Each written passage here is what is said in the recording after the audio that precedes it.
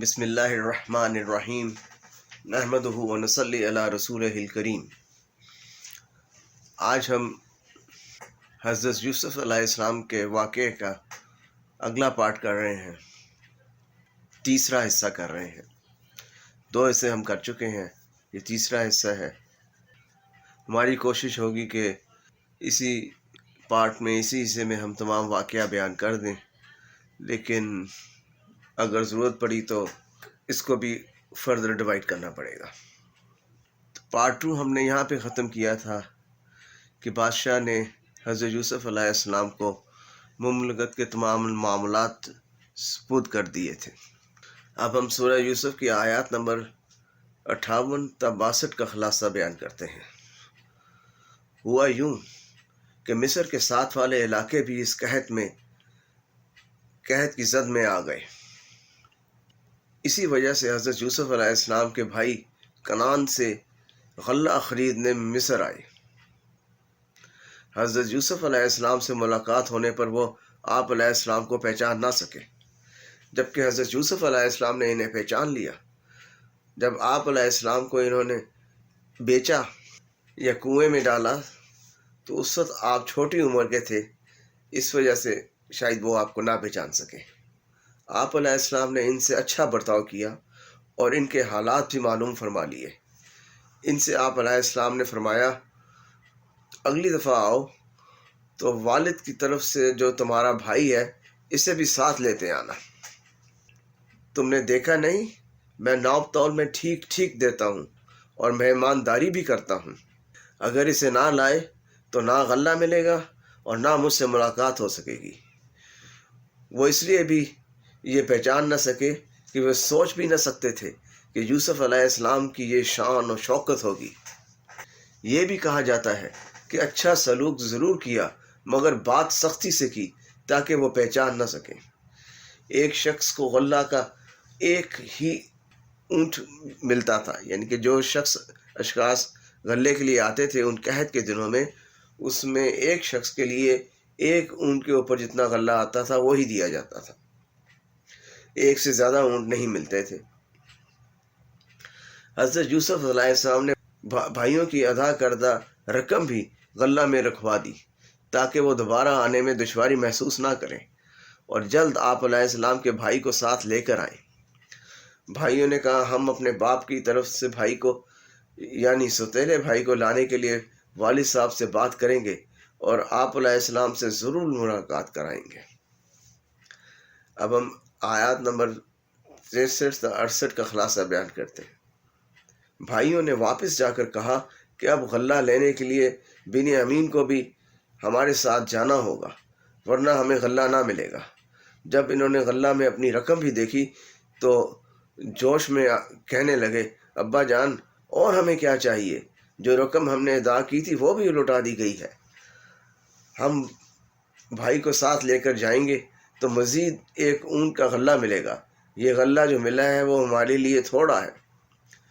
پہلے تجربہ کی بنا پر حضرت یعقوب علیہ السلام بنیامین کو ساتھ بھیجتے ہوئے بہت ہچکچا رہے تھے اور بہت تردد میں تھے، اور یہ کہ بنیامین میں حضرت یعقوب علیہ السلام کو حضرت یوسف علیہ السلام کی خوشبو آتی تھی اور آپ علیہ السلام کو اطمینان محسوس ہوتا تھا۔ بالآخر آپ علیہ السلام نے بیٹوں سے وعدہ لیا کہ وہ بنیامین کو ضرور واپس لائیں گے۔ آپ علیہ السلام نے بیٹوں کو یہ بھی ہدایت کی کہ ایک ہی دروازے سے داخل نہ ہونا، یعنی کہ شہر میں ایک ہی دروازے سے ایک ساتھ داخل نہ ہونا جتھے کی صورت میں، بلکہ الگ الگ دروازوں سے شہر میں داخل ہونا۔ حضرت عباس رضی تعالیٰ عنہ نے اس کی وجہ یہ بتائی کہ وہ جو اچھے جسموں والے، خوبصورت تھے اور عمدہ لباس والے تھے، اس طرح سب کی نظروں میں آنے کا امکان تھا۔ یہ بھی کہا جاتا ہے کہ نظر بد سے بچنے کے لیے بھی ایسا کیا گیا۔ یہ ہدایت حضرت یعقوب علیہ السلام کی طرف سے کی گئی۔ وہ تمام بھائی اپنے والد صاحب کی نصیحت پر عمل کرتے ہوئے مختلف راستوں سے داخل ہوئے۔ اب ہم آیات 69 تا 79 کا خلاصہ بیان کر رہے ہیں۔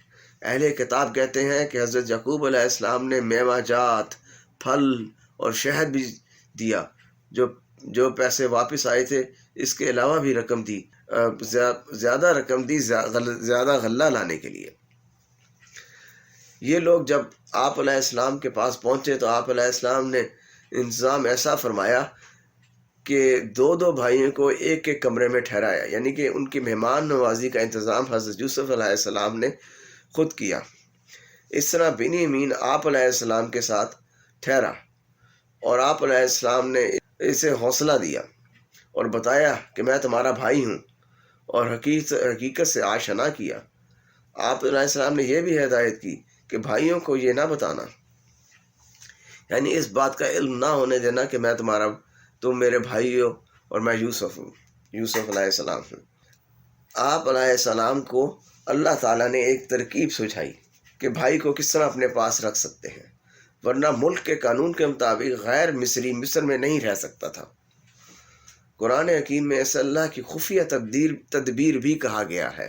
آپ علیہ السلام نے اپنے خادموں سے فرمایا کہ ناپ تول کا پیالہ جس کو آپ علیہ السلام پانی پینے کے لیے بھی استعمال کرتے تھے، اس کو چھوٹے بھائی یعنی جو ان کا سگا بھائی تھا اس کے سامان میں رکھتے، اور آخر میں اس کے سامان کی تلاشی لینا۔ جب قافلہ چلا تو ان کو روکا گیا اور کہا گیا تم لوگ چور ہو۔ انہوں نے پوچھا کیا چیز چوری ہوئی ہے، تو بتایا گیا کہ بادشاہ کا پیالہ۔ انہوں نے کہا کہ ہم زمین میں فساد برپا کرنے نہیں آئے، ہم چور نہیں ہیں۔ آخرکار ان کو تلاشی کا کہا گیا اور پوچھا گیا جس کے سامان سے پیالہ نکلا اس کے لیے کیا سزا ہے۔ تو اس وقت کی شریعت کے مطابق اور اس کا وقت کی شریعت اور قانون کے مطابق یہ تھا کہ چور کو جس کی چوری ہوئی اس کے حوالے کر دیا جاتا تھا۔ انہوں نے بھی یہی جواب دیا۔ جب انہوں نے تلاشی لی، پہلے تمام بھائیوں کی لی ایک ایک کر کے، اور آخر میں بنیامین کے اونٹ کی جب تلاشی لی گئی تو اس میں سے پیالہ نکلا۔ اس طرح حضرت یوسف علیہ السلام نے اپنے بھائی کو اپنے پاس رکھ لیا۔ اللہ تعالیٰ فرماتا ہے کہ ہم جس کے چاہیں درجات بلند کریں، اور ہر علم والے پر زیادہ علم والا فوقیت رکھتا ہے، یعنی اللہ تعالیٰ ہر علم پر فوقیت رکھتا ہے، چاہے کوئی جتنا بڑا مرضی علم والا ہو۔ بھائیوں نے کہا اس سے پہلے اس کے بھائی نے بھی چوری کی تھی۔ اس میں مختلف آراء ہیں کہ کیا چوری کیا تھا۔ ایک رائے یہ ہے کہ کھانا لے جاتے تھے اور غریبوں میں بانٹتے تھے۔ دوسری رائے یہ ہے کہ نانا کا بت لے جا کر توڑ دیا تھا، اور تیسری رائے یہ ہے کہ پھپھی نے آپ علیہ السلام کے سامان میں آزار بند چھپا دیا تھا۔ اس طرح آپ علیہ السلام پر چوری کا الزام لگا۔ چونکہ وہ آپ علیہ السلام سے بہت محبت کرتی تھیں، اس لیے آپ علیہ السلام کو اپنے پاس رکھنا چاہتی تھیں۔ واللہ عالم۔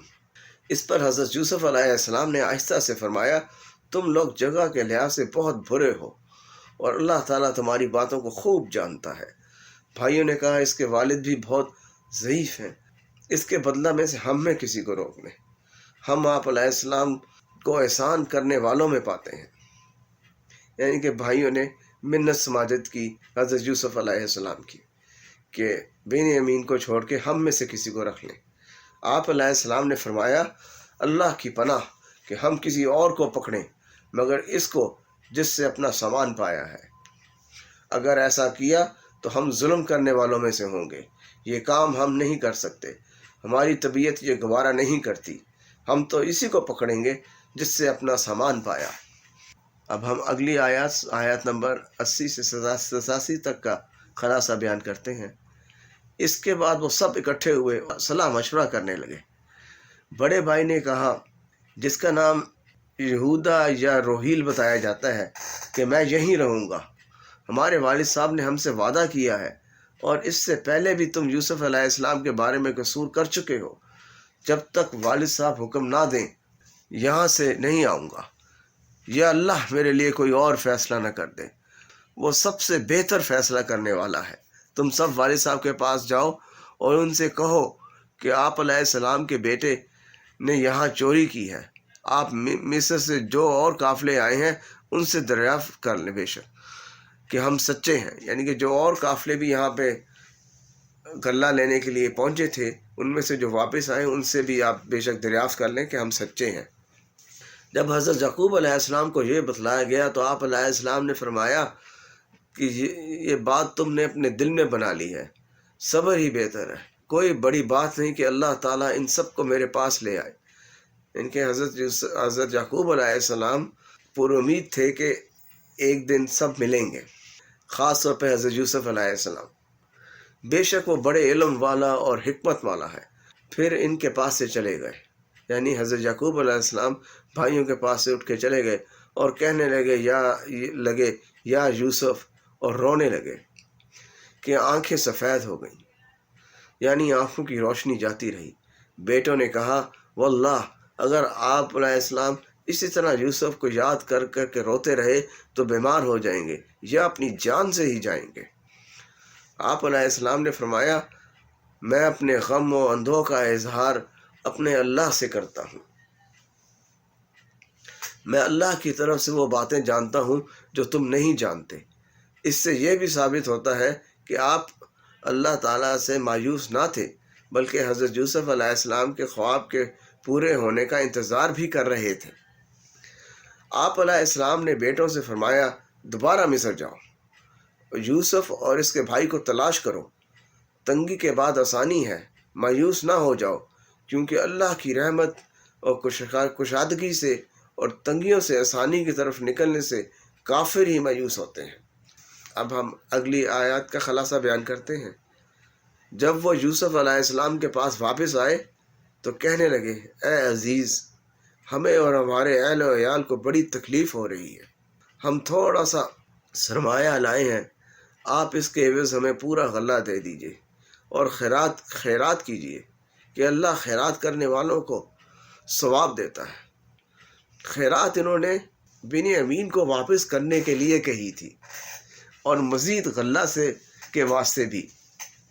جب حضرت یوسف علیہ السلام نے ان کی بری حالت دیکھی تو اپنے آپ کو ظاہر کر دیا اور منہ سے کپڑا ہٹا لیا، یعنی کہ چہرہ مبارک سے جو ڈھکا ہوا تھا اس سے کپڑا ہٹا لیا تاکہ وہ پہچان جائے، اور فرمایا کیا تم جانتے ہو کہ تم نے یوسف علیہ السلام اور اس کے بھائی کے ساتھ کیا کیا؟ اس پر انہوں نے آپ علیہ السلام کو پہچاننے کی کوشش کرتے ہوئے کہا کیا تم ہی یوسف ہو؟ یوسف علیہ السلام نے فرمایا ہاں میں ہی یوسف ہوں اور یہ میرا بھائی ہے، اور ان کے حسد پر تنبیہ کرتے ہوئے فرمایا اللہ تعالیٰ نے ہم پر احسان کیا اور ہمیں ٹھکانہ دیا اور ہمیں صدقہ دیا اور ہماری عزت و تکریم کی، یہ سب کچھ ہمیں اللہ تعالیٰ نے اس لیے دیا کہ ہم نے صبر کیا اور اپنے والد کی اطاعت کی اور جو تکالیف تم نے دی اس پر صبر کیا۔ بے شک جو پرہیزگار بن جائے اور صبر کرے تو اللہ نیکی کرنے والوں کے اجر کو ضائع نہیں کرتا۔ اللہ تعالیٰ نے یوسف علیہ السلام کو مصر کے زمین کا مالک بنایا۔ اب بھائیوں نے کہا اللہ نے آپ علیہ السلام کو ہم پر ترجیح دی ہے، یعنی آپ علیہ السلام کو فضیلت دی ہے اور آپ علیہ السلام کو وہ کچھ دیا جو ہمیں نہیں دیا گیا۔ یقیناً ہم خطا کار تھے اور ہم آپ علیہ السلام کے سامنے حاضر ہیں، یعنی اپنی تمام خطاؤں کا اعتراف کرتے ہوئے انہوں نے ایک طرح سے سرنڈر کیا اور کہا کہ ہم آپ کے سامنے حاضر ہیں، جو سزا آپ چاہیں دے دیں۔ اس سے یہی مطلب نکلتا ہے۔ آپ علیہ السلام نے کمال رحم دلی اور اللہ کا نبی ہوتے ہوئے فرمایا آج تم لوگوں سے کوئی باس پرس نہیں، یعنی اب تک جو کچھ تم لوگوں نے کیا اس پر کوئی پوچھ گچھ نہیں ہے۔ فرمایا اللہ تعالیٰ تمہیں معاف فرمائے اور وہ مہربانی کرنے والوں میں سے سب سے زیادہ مہربانی کرنے والا ہے۔ جب ہمارے پیارے نبی حضرت محمد صلی اللہ علیہ وآلہ وسلم نے مکہ فتح فرمایا تو مکہ والوں نے اسی بات کا حوالہ دے کے رحم کی درخواست کی تھی۔ حضرت یوسف علیہ السلام نے بھائیوں کو حکم دیا کہ میری قمیض لے جاؤ اور والد صاحب کی آنکھوں پر رکھنا، بینائی واپس آ جائے گی۔ اپنی قمیض آپ علیہ السلام نے بڑے بھائی کے حوالے کی اور یہ معجزہ نبوت تھا۔ پھر فرمایا اپنے گھر والوں کو لے کر مصر آ جاؤ، یہاں خیر و برکت ہوگی اور ہم سب اکٹھے ہو جائیں گے۔ یہی حضرت یعقوب علیہ السلام چاہتے تھے کہ سب اکٹھے ہو جائیں۔ جب یہ قافلہ مصر سے کنعان کی طرف روانہ ہوا تو حضرت یعقوب علیہ السلام نے فرمایا مجھے یوسف علیہ السلام کی خوشبو آ رہی ہے، اگر تم یہ نہ سمجھو کہ میں بوڑھاپے کی وجہ سے बहकी बहकी बातें कर रहा हूँ। लोगों ने कहा आप अलैहिस्सलाम पुरानी गलती पर हैं, और कुछ ने बुढ़ापे का भी कहा कि आप बुढ़ापे की वजह से ऐसी बातें कर रहे हैं। एक रवायत के मुताबिक ये खुशबू मिस्र से आने वाली हवाओं के साथ आई थी। जब खुशखबरी देने वाला आया तो उसने कमीज़ हज़रत याकूब अलैहिस्सलाम के चेहरे पर डाल दिया, तो आप अलैहिस्सलाम बीना हो गए, आंखों की रोशनी वापस आ गई। ये खुशखबरी देने वाला बड़ा बेटा था जिसका नाम यहूदा बताया जाता है। याकूब अलैहिस्सलाम ने अपने बेटों से कहा, क्या मैं तुम लोगों को ये कह नहीं रहा था कि मैं अल्लाह की जनाब से वो कुछ जानता हूँ जो तुम नहीं जानते, यानी मेरी मुलाकात यूसुफ अलैहिस्सलाम से होगी और मुझे खुशी मिलेगी। बेटों ने कहा, आप अलैहिस्सलाम अल्लाह से हमारे गुनाहों के लिए माफ़ी मांगे, यकीनन हम गुनाहगार थे। आप अलैहिस्सलाम ने इनकी दरख्वास्त कबूल फरमाई।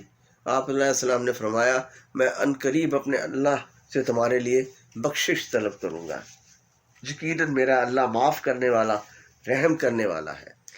इब्ने मसूद रज़ी ताला अन्हु ने फरमाया, हज़रत याकूब अलैहिस्सलाम ने सहरी के वक्त इनके लिए दुआ फरमाई, इससे पहले नहीं। इससे मालूम हुआ कि सहरी का वक्त दुआ की कबूलियत का वक्त होता है। इसका जिक्र कुरान और हदीस में भी है। एक नुक्ता नज़र ये भी है कि हज़रत याकूब अलैहिस्सलाम अपने तजर्बा की बिना पर बेटों को सबक सिखाना चाहते थे, इसलिए फ़ौरन दुआ ना फरमाई, यह कहकर इसे मौखर कर दिया कि मैं तुम्हारे लिए दुआ करूँगा। अब हम इस सूरह की आखिरी आयत की तरफ बढ़ते हैं। हज़रत यूसुफ अलैहिस्सलाम को जब पता लगा कि आप अलैहिस्सलाम का ख़ानदान पहुँच रहा है तो शहर से बाहर जाकर उनका इस्तकबाल किया। ये भी कहा जाता है कि बादशाह भी गया इस्तकबाल के लिए, हज़रत याकूब अलैहिस्सलाम के इस्तकबाल के लिए, इसलिए कि आप अलैहिस्सलाम नबी थे। हज़रत यूसुफ अलैहिस्सलाम ने अपने वालिदैन को अपने पास बिठाया, हज़रत याकूब अलैहिस्सलाम को और अपनी सौतेली वालदा को, क्योंकि आपकी जो सगी वालदा थी उनका तो पहले इंतकाल हो चुका था, और फरमाया मिस्र में दाखिल हो जाएं, अल्लाह ने चाहा तो सब चैन से रहेंगे। शहर से बाहर खैमा लगाया गया था या फिर ये वाक़या महल में पेश आया था। दो राय हैं इस बारे में कि या तो वो खैमा बाहर लगाया गया था, क्योंकि ये है कि इस्तकबाल करने गए थे तो खैमा बाहर लगाया होगा, और या ये कि जो ये वाक़या उस वक्त पेश आया तख्त पे बैठाने का जब वो वापस शहर आ गए। इस मौका पर सब इनके सामने सजदा में गिर गए। ये सजदा ताज़ीमी था जिसकी पहली उम्मतों में इजाज़त थी। इस पर हज़रत यूसुफ अलैहिस्सलाम ने फरमाया, अब्बा जान, ये है मेरे पुराने ख्वाब की ताबीर जिसे मेरे परवरदिगार ने सच कर दिखाया, और इसने मुझ पर बड़ा एहसान फरमाया कि मुझे कैद खाने से निकाल दिया और आप लोगों को देहात से यहाँ ले आया। हालांकि इससे पहले शैतान ने मेरे और मेरे भाइयों के दरमियान फसाद डाल दिया था। हकीकत यह है कि मेरा परवरदिगार जो कुछ चाहता है इसके लिए बड़ी लतीफ़ तदाबीर करता है। वही है जिसका इल्म भी कामिल है और हिकमत भी कामिल। मेरे परवरदिगार, तूने मुझे हुकूमत में से भी हिस्सा दिया और मुझे ख्वाबों की ताबीर के इल्म से भी नवाजा। आसमान और ज़मीन के पैदा करने वाले तू ही दुनिया और आखिरत में मेरा रखवाला है। मुझे इस हालत में दुनिया से उठाना कि मैं तेरा फरमाबरदार रहूँ और मुझे नेक लोगों में शामिल करना। अब इसमें यह बात काबिल ज़िक्र है कि हज़रत यूसुफ अलैहिस्सलाम ने सख्त हालात का जिक्र ना किया, उसकी बजाय मुस्बत बातों का जिक्र किया, अल्लाह का शुक्र अदा की, फरमाया ये हमारे लिए भी सीखने का सबक है। हज़रत यूसुफ अलैहिस्सलाम की इस दुआ के साथ कुरान हकीम में हज़रत यूसुफ अलैहिस्सलाम का वाक़या इख्तिताम पजीर हुआ, लेकिन इस वाक़या की कुछ और तफसीलात है जिनका बयान करना ज़रूरी है। एक तो ये कुल अफराद जो हज़रत याकूब अलैहिस्सलाम के साथ मिस्र आए, इनकी तादाद के बारे में मुख्तलिफ आरा है, पर इनमें सबसे ज़्यादा इत्तफाक 63 अफराद पर है। ये 63 अफराद हज़रत याकूब अलैहिस्सलाम समेत यहाँ पे आए, मिस्र में आए। एक दूसरा सवाल यह है कि कितनी देर जुदा हो रहे हज़रत यूसुफ अलैहिस्सलाम, तो इस बारे में मुख्तलिफ आरा हैं जिनमें बहुत फ़र्क पाया जाता है, जो कि 18 साल से लेकर 80 साल तक है, वल्लाहु आलम। हज़रत याकूब अलैहिस्सलाम के आने की बरकत से कहत साली भी ख़त्म हुई और आप अलैहिस्सलाम ने बादशाह के हक़ में दुआ भी फरमाई। ये इस्तकबाल जो हज़रत यूसुफ अलैहिस्सलाम ने अपने ख़ानदान का किया, ये ज़मीन हाशिर या बलबीस पर किया। اہل کتاب بھی یہ کہتے ہیں کہ آپ علیہ السلام نے آنے والوں کو حاشر کا علاقہ ہبا کر دیا تھا اور وہ اپنے مال مویشی سمیت وہاں آباد ہوئے تھے۔ الگ زمین پر خاندان والوں کو بسانے کا مقصد یہ تھا کہ وہ بت پرستی سے دور رہیں اور اپنے دین پر قائم رہیں، اور یہ بھی تھا کہ وہ اپنے مویشیوں کے ساتھ جیسے پہلے زندگی بسر کر رہے تھے وہ قائم رہیں۔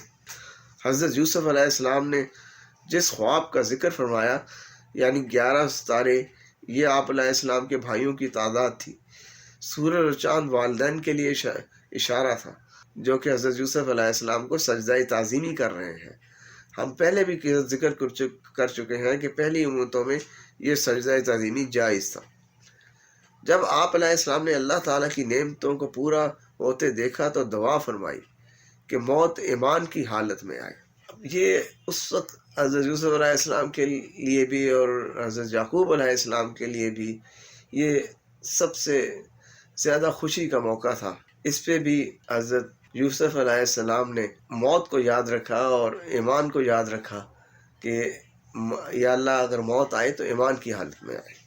حضرت یعقوب علیہ السلام مصر میں حضرت یوسف علیہ السلام کے ساتھ 17 سال زندہ رہے، اور پھر آپ علیہ السلام کی وصیت کے مطابق حضرت یوسف علیہ السلام نے انہیں شام میں اسی جگہ دفن فرمایا جہاں حضرت ابراہیم علیہ السلام اور اسحاق علیہ السلام مدفون تھے، اور اس تدفین میں شرکت کے لیے تمام خاندان جو تھا وہ ساتھ گیا۔ تقریباً اس کی تعداد 60 افراد کی تعداد بتائی جاتی ہے کہ وہ ساتھ گئے۔ حضرت یوسف علیہ السلام مرتے دم تک مصر میں رہے، لیکن وصیت فرمائی کہ مجھے میرے خاندان کے ساتھ اپنی زمین میں دفن کرنا جہاں باقی مدفون ہیں، اور آپ علیہ السلام کے انتقال کے بعد آپ علیہ السلام کی وصیت کے مطابق وہیں لے جا کر دفن کیا گیا۔ ایک روایت کے مطابق حضرت یوسف علیہ السلام کی وفات 120 سال کی عمر میں ہوئی۔ آپ علیہ السلام کا وصف خاص صبر تھا۔ علماء کرام فرماتے ہیں کہ اللہ تعالیٰ اس واقعہ سے آپ صلی اللہ علیہ وآلہ وسلم، ہمارے پیارے نبی حضرت محمد صلی اللہ علیہ وآلہ وسلم کو یہ بتلانا چاہتا تھا کہ جس طرح حضرت یوسف علیہ السلام نے تکالیف اٹھائیں پر نتیجتاً غلبہ پایا، اسی طرح آپ حضرت محمد صلی اللہ علیہ وآلہ وسلم بھی تکالیف برداشت کر رہے ہیں کفار مکہ کی طرف سے، پر غلبہ آپ علیہ السلام حضرت محمد صلی اللہ علیہ وآلہ وسلم کو ہی ملے گا۔ اس لیے یہ صورت آپ صلی اللہ علیہ وآلہ وسلم کے لیے امید اور حوصلہ افزائی کا باعث بنی کہ آخر کار غلبہ آپ حضرت محمد صلی اللہ علیہ وآلہ وسلم کو ہی ملے گا۔ یہاں پر حضرت یوسف علیہ السلام کا واقعہ اختتام پذیر ہوتا ہے۔ اب ہم اجازت چاہتے ہیں، اور اس کے بعد ہم حضرت شعیب اور حضرت ایوب علیہ السلام کے واقعات کے ساتھ دوبارہ حاضر ہوں گے۔ اس وقت تک کے لیے اجازت دیجیے، اور اس کو آگے بھی پھیلائیے اور آگے شیئر کیجیے لوگوں سے اس واقعے کو، اور خاص طور پہ ان لوگوں سے جنہوں نے پہلے نہ سنا ہو، اور اس کو لائک بھی کیجیے۔ انشاءاللہ تعالی اگلے واقعات کے ساتھ حضرت شعیب علیہ السلام اور حضرت ایوب علیہ السلام کے واقعات کے ساتھ دوبارہ آپ سے رابطہ ہوگا۔ اس وقت تک کے لیے اجازت دیجیے۔ وآخر دعوانا ان الحمد للہ رب العالمین۔ السلام علیکم ورحمۃ اللہ۔